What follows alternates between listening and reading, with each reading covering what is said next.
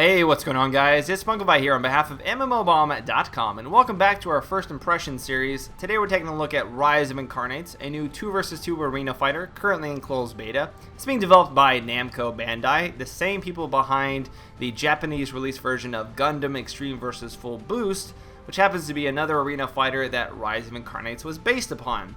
Now, for those of you who are fans of Gundam, you may be wondering, why did Namco Bandai decide to make a brand new IP with the same gameplay mechanics as Gundam Extreme without just bringing Gundam Extreme here to the West? And I can answer that for you. The reason for that is because Namco Bandai felt as though Gundam in and of itself is a little bit played out. You could say maybe a little bit too late 90s, early 2000s, and they felt like a brand new IP would better appeal to the broader fighting audience and be something that could be picked up by more people. That, in conjunction with free-to-play, meant that it could reach more players and still retain the gameplay mechanics of the Extreme vs. series. So, with that being said, what you're looking at here is essentially that game, just with different characters and some slight gameplay tweaks. Now, in terms of characters, you have 4 characters to choose from currently in the closed beta. More are set to come. In fact, there was supposed to be a cyber-cycle-riding, lance-wielding Valkyrie to be added, but she apparently didn't make it in for the closed beta. Over to the left here, we can see there's Mephistopheles, which is a sort of balanced mid-range melee and range fighter. He can transform into a demon of sorts, and he kind of has an arm that looks like something out of Prototype. Ares here, this black guy, he's able to fire a lot of barrages from afar, and he can summon this sort of sentinel that fights with him and chains combos alongside of him. And then Lilith is a very fragile, quick, close range fighter. She's able to actually suck the life out of the enemies and restore some of her life. And then finally, Grim Reaper, he has no life. He's 103, he summons the dead. He's basically Dr. Wily, but Dr. Wily not going after robots, instead choosing to focus on necrophilia, I guess? Not really too sure there, but those are the 4 characters you currently have access to. Now, one thing I want to mention is the stock option at the bottom of each of these characters. This is kind of like the handicap, if you will. Basically, what this means is that there is a bar present on both sides of the team. This bar represents your overall life total, and every time a character dies on your team or the enemy's team, this stock option here, 1 through 3, that is what comes off the bar. So for a character, say, as Lilith, if you die a lot, you're only taking 1 chunk of the bar off at a time. But if you play as Ares here, you're going to take 3 chunks off. So a life of Ares is worth way more than a life of Lilith, and I believe that's because Ares has the most HP. So generally speaking, when you take him down, it's like a bigger sort of overall victory. It took a lot more than versus Lilith, who can be chained down in just a couple of quick combos. So Ares may be a little bit easier for beginners, whereas Lilith is certainly someone who is more of a risk versus reward style character. So those are the 4 characters currently available here. If we go to the customization option, you'll notice that you can customize each of these characters with a few different cosmetic options. And it looks like some of these cosmetic options are actually available to you as a free-to-play player. You just kind of gain them after certain matches. Now, I don't know if that will make it into live, but it is nice to see in the current iteration of the game. Hopefully that sticks. That being said, you will be able to buy other cosmetic options in the store. As you'll notice here, the store has quite a few already available for each character. But outside of this, the store doesn't have any other options right now. So I really can't comment on how it is in terms of being able to purchase these characters or these fighters, because the 4 available fighters in the game right now are already unlocked. Other than that, you just have, of course, the cosmetic options. Going back to customization here, we have the skill grid and the skill cube. The skill grid could be potentially viewed as controversial, as it allows you to augment your character to have increased damage or increased defense for a particular style of stats. What I mean by that is, for example, this one increases damage across the board for all my moves by 1%, and then this one right here increases damage to moves every time I respawn from being shot down. So there's a lot of niche style of augmentations here. Some of these are specific towards melee attacks, other ones are specific towards range attacks. Still, more of them are better augmented or better oriented towards things like helping you guide in your attacks better, whereas still other defensive ones are kind of based around decreasing your overall damage, or maybe increasing the time that you're invulnerable after getting knocked out of the air. There's even mobility ones and special ability ones as well. And I believe there will be ones later on that are built specifically for a particular character. So you've got a lot of options there, and you can kind of just drop these in as you see fit, and you'll notice the stats go up here on the left. Overall, these things will continually, I think, expand, so you have more and more skill group options, so you can custom tailor your character more and more. I'm not sure how I feel about that, though, because as a fighter game, typically speaking, you want to feel like you're on even odds with everybody else, and it's really more about the skill of the player with that particular character versus that character's overall power level and how you can augment it. At least that's how it is in other fighting games. So I'm not really sure I'm down for this so far.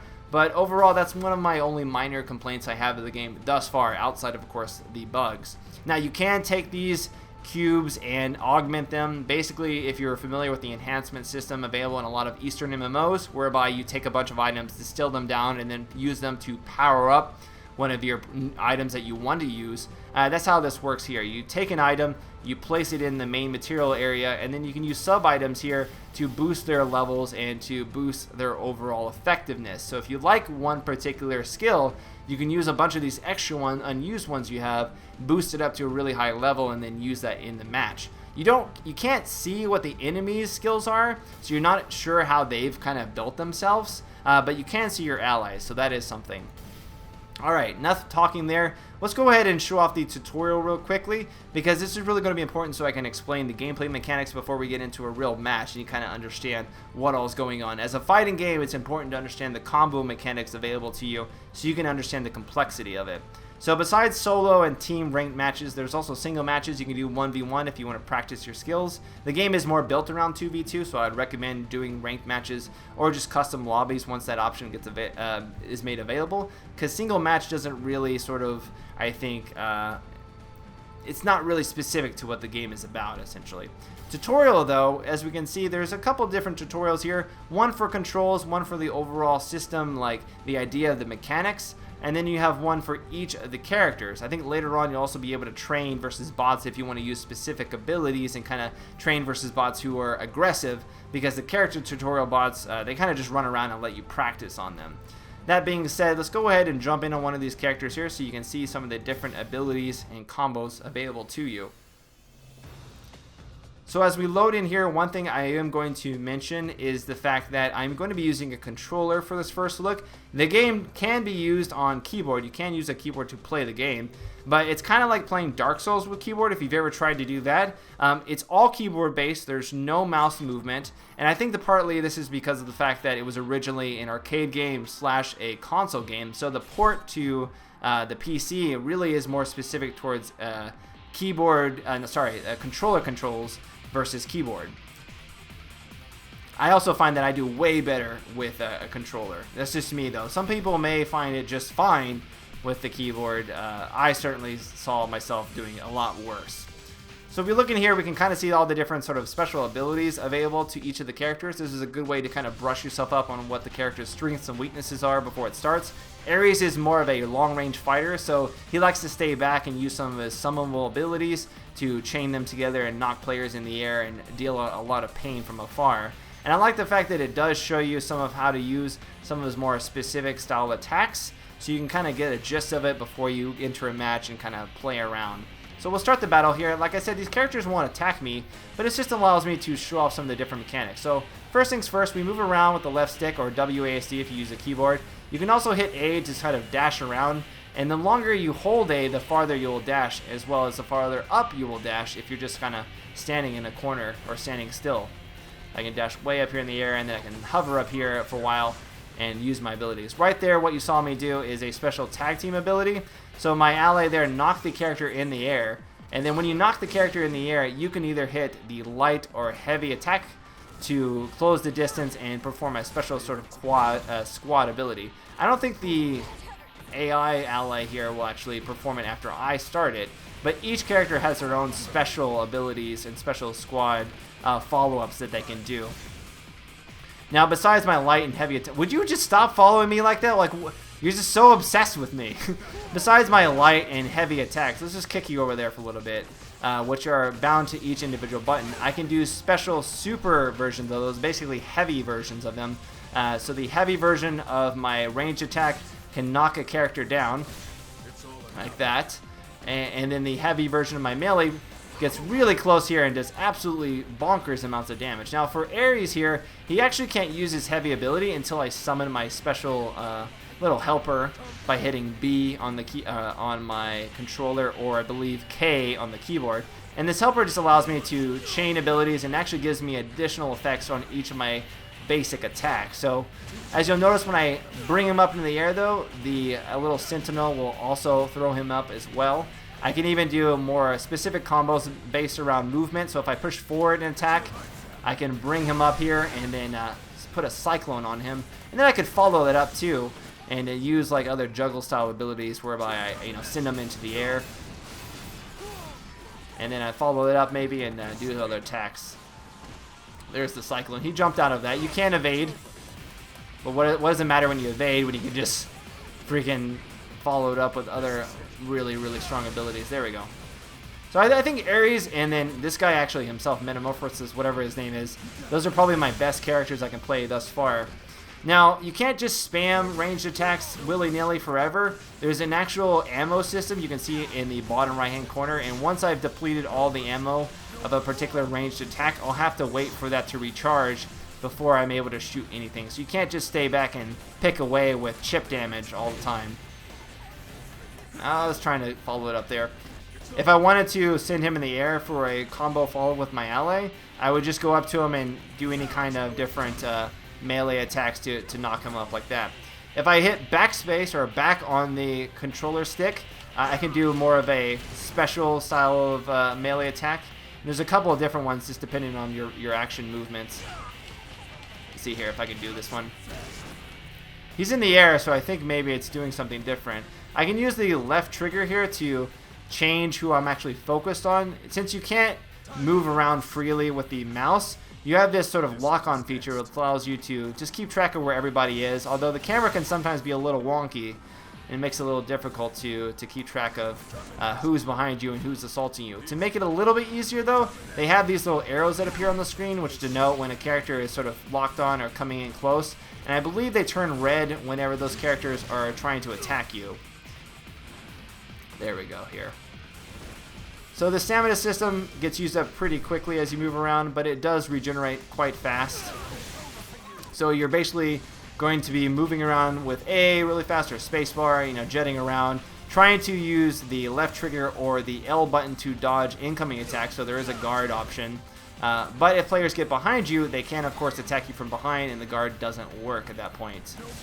My HP is shown on the left. I have 630, so I'm quite tanky. I think I'm the tankiest character currently available. Let's see here. That guy just totally knocked him up. Summon the... Let's do the vortex. Come on. Give it the vortex. Vortex. There we go. That's a nice little combo. I was trying to chain that into a ranged attack. There's some really cool combinations that you can do. Miss that guy. And you can miss attacks, so it's not like you're completely locked on. People can evade. It sort of just tells you whether or not you're going to hit them or you're going to be more prone to hitting them based on the reticule that surrounds the character. So the farther I get from this character here, the more their reticule will change color. And as I keep going away, if I try to attack him, it'll tell me whether or not I am less likely or more likely to hit them with a ranged attack. So right now I'm somewhat likely to hit them if he doesn't move, and as I get closer and closer, I'm basically guaranteed to get a hit from that distance, although it can be dodged, of course. Alright, so I've gone through these basic systems now. You understand how this works. Let's get into a real match with real players so you can see exactly how terrible I am in comparison to some people who've been playing for a little bit longer. So let's go ahead and end this tutorial here. There we go. Now, because this is in closed beta, I have found that there isn't a ton of players online right now, so the queues can sometimes be a little lengthy here. But before I go ahead and do that, I will show you guys the control options here, so you guys can get an idea of all the different movements available to you. So special movements, this is of course the layout for the controller, and this is the layout for the keyboard. Keyboard can be remapped, so you can change these to something that work better for you, but as you'll notice, they're all pretty, crammed in there, and it's pretty hard to get your hands used to that and kind of understand, which one to hit and which ones to use together at the same time. If you've ever tried to play like Street Fighter just with a keyboard on PC, you might know what I'm talking about. It can be pretty difficult there.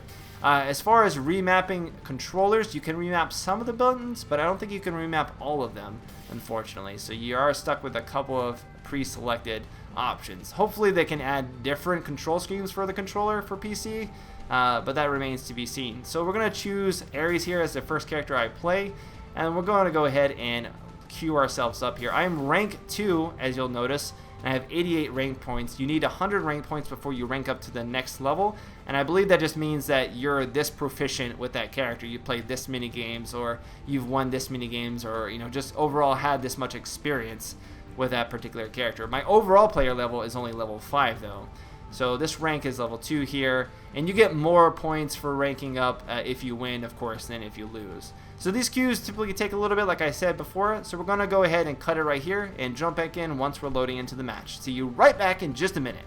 Alright, so we're coming in here. It's me as Ares and Lilith versus a double Lilith team, so both of them fairly squishy, if not very quick. And I do have to warn you guys, I'm pretty sucky at this game, so if I end up doing terrible, I do apologize. It is a fighting game. So with fighting games, there is skill caps and there is learning those characters and being the best at them. Now I am going to dash over here to the left just ever so slightly. There are these boundaries. I'm in New York right now. Oh, already getting a nice combo off there with my allies. I think we're going to end up, boom, right there in the air, taking the first guy out there. Unfortunately, this other Ares is coming in very quickly. Going to knock him up in the air. Can't get any other combos off, but it's alright. I already got my main character up now. But they're getting some nice combos off. Let's see if we can get close here to do some chain follow-up. Gonna put a tornado up there. That's one of the special abilities, one of the heavy attacks that I can do with this summon. There we go. Another one off. And again, now they've lost 3 lives there. Gonna keep trying to follow that up here with attacks. Oh no, this character wants me so badly. If I die, again, I'm gonna basically lose 3 lives for my teammates. Oh, combos are so real. Alright, we both died. Now we're in trouble. If I die, we're outright gonna lose the match. But if we get 2 more kills off, there we go. There's another one.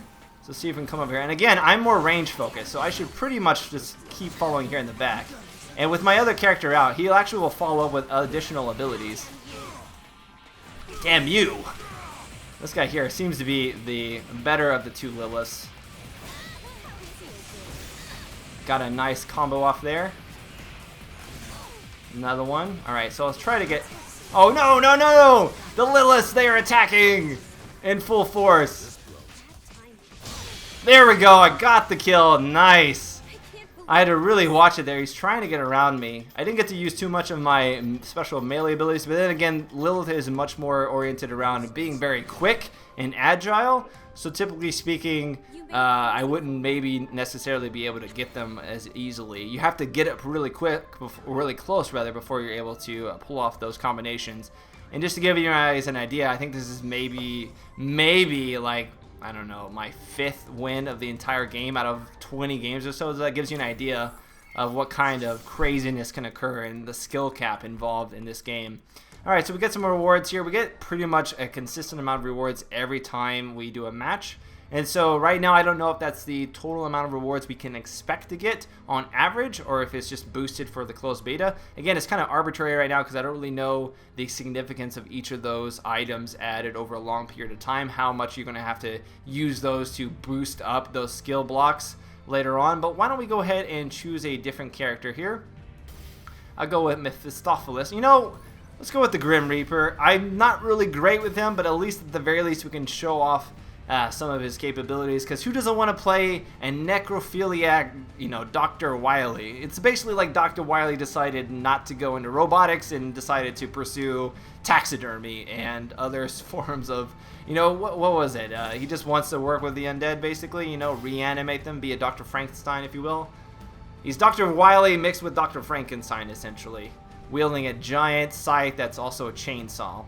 Looks like the match didn't go through, unfortunately, so we're going to have to search for another one. One of the complaints that I have been hearing from players on the forums, especially those who have been playing the Gundam Versus series, is that Rise of Incarnates feels a lot slower, a little bit more sluggish, if you will. Now, I don't know how much that will affect players' opinions who haven't played Gundam Versus, But they do note that it is significantly slower, and it is something that multiple people have stated. I don't know if they're going to choose to speed up the game. I don't know if they can speed up the game. But looking at gameplay footage online of Gundam Versus, I have noticed that there's a lot more movement going on, a lot more chain attacks, and people seem to recover a lot quicker as well. So keep that in mind. That may be something that ends up changing it later on. But it looks like we're going to be Dr. Wily here with another Mephistopheles versus a Mephistopheles and an Ares. So we'll see how well we do here. Let's go ahead and ready up. These matches can be over really, really fast. I'd say sometimes can be over as early as 3 minutes or so, in case you're doing really terrible or really, great. I have a feeling that we're gonna get owned here as the. I don't really know how to play this character. I'm kind of dodging a little bit of those ranged attacks here. I'm a mid-range character, so I want to get close. And I have a stun as well. Come on. There's a little lag here. It kind of seems like it's based around whoever is the host character. And I'm talking about lag, not by like input lag. I'm actually talking about like FPS lag, which is kind of weird to be bound to something that's whoever's the host. Oh, he's trying to keep me at range here, but he can only do that for so long. And I'm trying to get a special ability. Oh god, alright, let's go here. Oh, finish him, come on, do something with that. Oh, I'm getting really low here from the behind. Let's see if we can come up. Come on. Lag. Oh, I get taken out there, unfortunately, from behind. What is my teammate doing? Come on, teammate. So that's the special transformation of him. I've gone ahead and stunned. Now I'm going to use my transformation, which is this giant ball. And the environments are somewhat destructible, which is quite nice. Knock that guy over here. Let's see. Come on! Come on!